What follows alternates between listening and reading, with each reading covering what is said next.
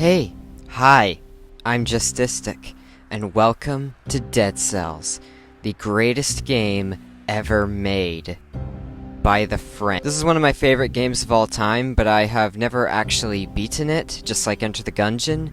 But in this video, my goal is not really to beat Dead Cells. My goal is to just have fun, show off as much as I can of what the game has to offer, and make it as entertaining as possible. So yeah, this is going to be a really fun video.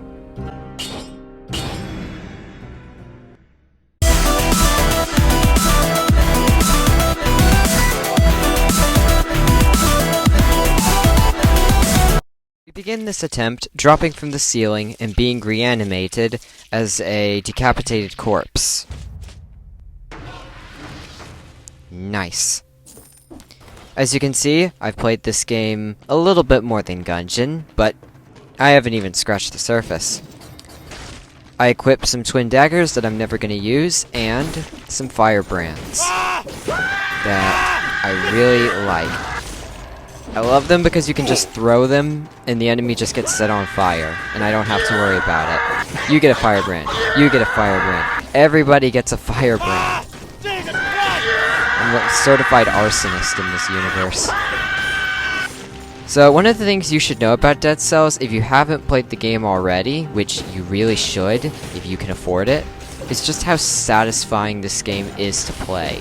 The amount of content goes beyond belief. This game has had consistent updates and support for years.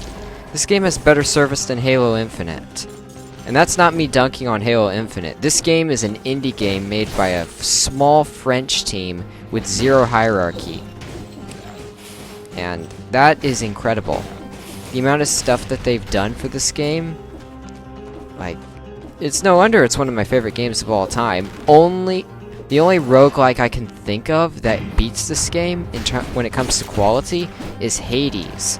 But that is debatable because Dead Cells doesn't really have a story. It has lore, but lore is not a substitute for a lack of storytelling.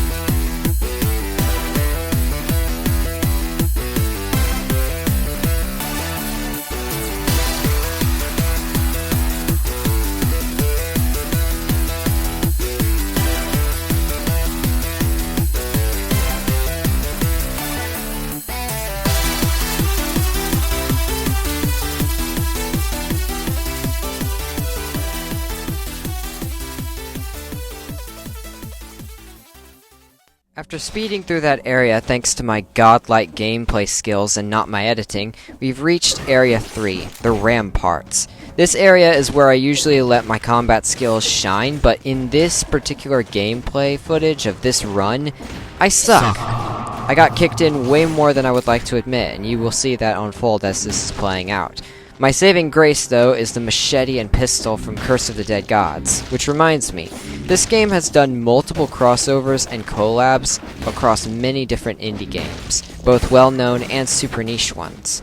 So that's really cool. Just another testament to how amazing this game is. Oh, what the crossover items are really good as well. I wouldn't say they're better than the stuff that's already in the game canonically, but they do open up a bunch of interesting gameplay stuff because they operate exactly as you would expect from their respective games. Like, for instance, the Star Fury from Terraria, or the throwable butcher knife from Katana Zero. Those items behave exactly like they would in their respective games. The developers went through the effort to replicate the feeling, and you'll probably see that. I do use a few of those items. Also, I'm getting kicked in a lot. In this footage, I also made the stupid mistake of throwing away an item before ever using it. The tombstone thing.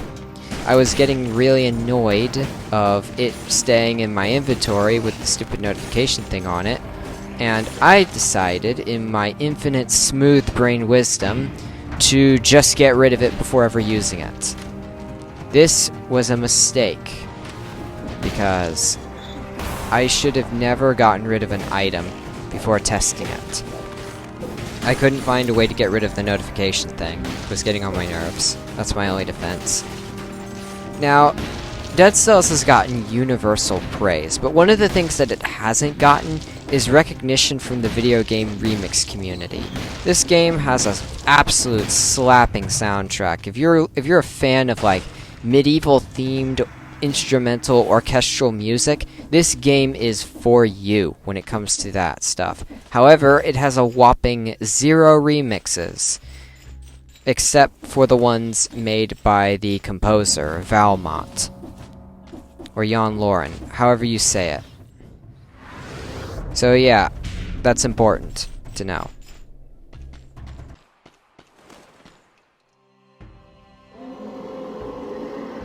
The bosses in this game are really well designed. They're not extremely hard once you learn how they work, but they hit like a truck, especially if you're new to the game or you get cocky, like me. This first boss, I used to die so many times to him, and I only got by using arson, buzzsaws, and anything that did like little tick damage. But this fight, in retrospect, is pretty easy. I just had to learn how to properly dodge, and I also have a friend helping me applying constant damage, the leg hugger. He's my favorite pet in the game, but that's besides the point. The main point is, these bosses are really good. I haven't fought all of them, and the Timekeeper is my favorite, but yeah, this guy is not going to be presenting any major challenge to me. He is more screwed than an atheist in a Christian movie.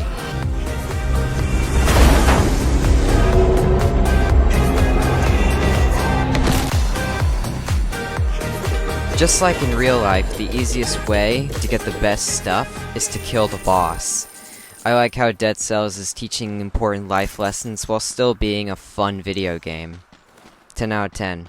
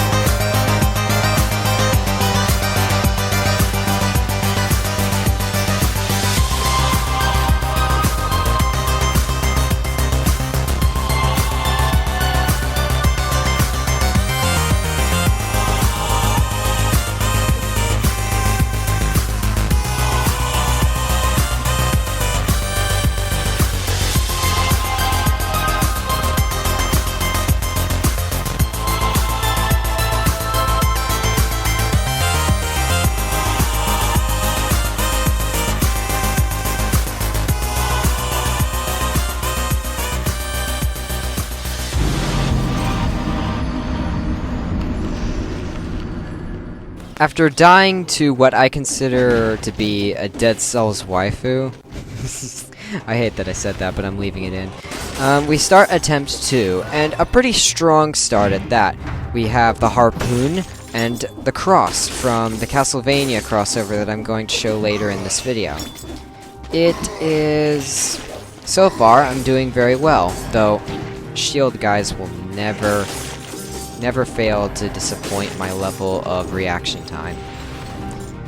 So, yeah, one of the things that this game does is that it puts you on a time limit, but it respects your time. Meaning, if you speedrun this game like an absolute madman, you are automatically entitled to some progression. Or, if you're an absolute psychopath and kill as many enemies as possible without taking damage, demonstrating pure skill, you are also compensated for that. So, it's a really cool system. This game really allows you to play it your way, you know? Which is really nice in a world filled with games that force you into a specific, boring, non-interesting playstyle. But this game doesn't, and I am eternally grateful for that.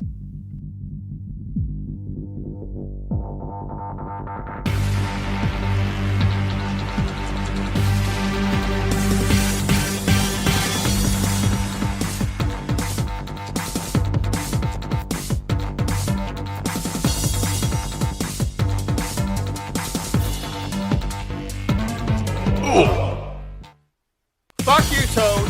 Suck my dick!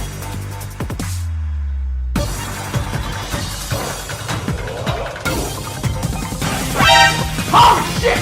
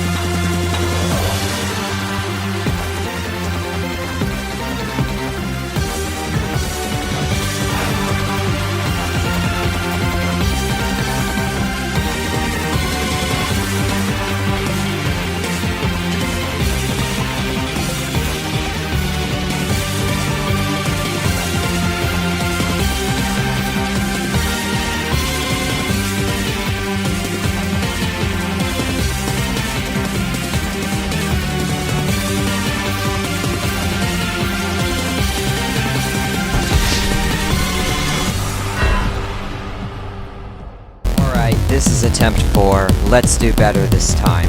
Also, screw that chest. You son of a bitch!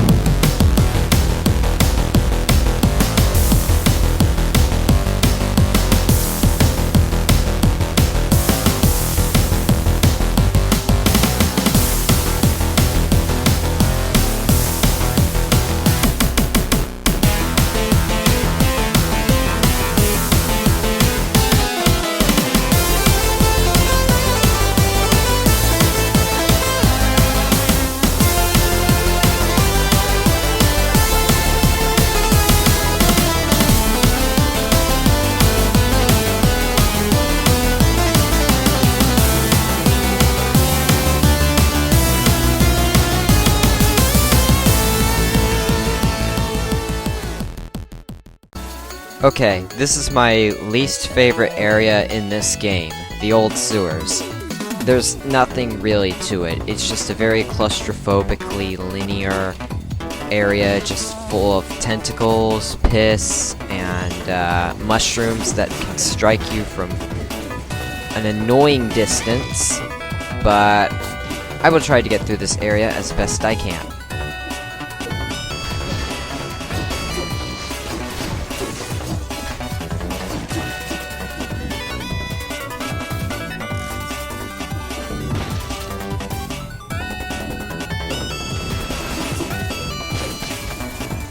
It was at this moment that he knew. This is the most embarrassing thing I have ever done in this game. Welcome to attempt 5. This is the toxic sewers, by the way. It's not as bad as the old sewers, it's less claustrophobic, and just replace the piss with McDonald's Sprite. By the way, hot take, Sprite is better than both Coke and Pepsi. According to the lore of this game, the zombies, the green guys, are actually just regular gamers who were forced underground and into prison because their mothers refused to pay their rent. The lore of Dead Cells is very interesting. You should look into it yourselves. Now that I think about it, in retrospect, Jesus died so parents could abuse their children with a clean conscience. Man, this grappling hook is sexy. Speaking of which, are you guys interested in me making videos on Hades and the Shantae games? I have those, and I would be happy to make videos on them. Not this year, but maybe next year. Let me know what you guys think. Also, I'm considering next year making a video essay on indie game soundtracks, remixes, and the artists behind them to give that underground genre thing some attention, because the indie scene doesn't get nearly as much love from the video game remix community unless it's just really popular stuff, and even then, it doesn't nearly get as much love as, like, Nintendo, a company that abuses its creators and fan base and shows them absolutely no respect.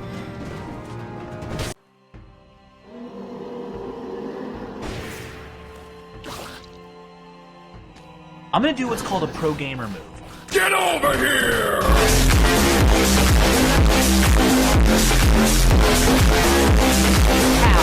That's a lot of damage! While I am doing this, I just want to say thank you so much for watching this far into the video.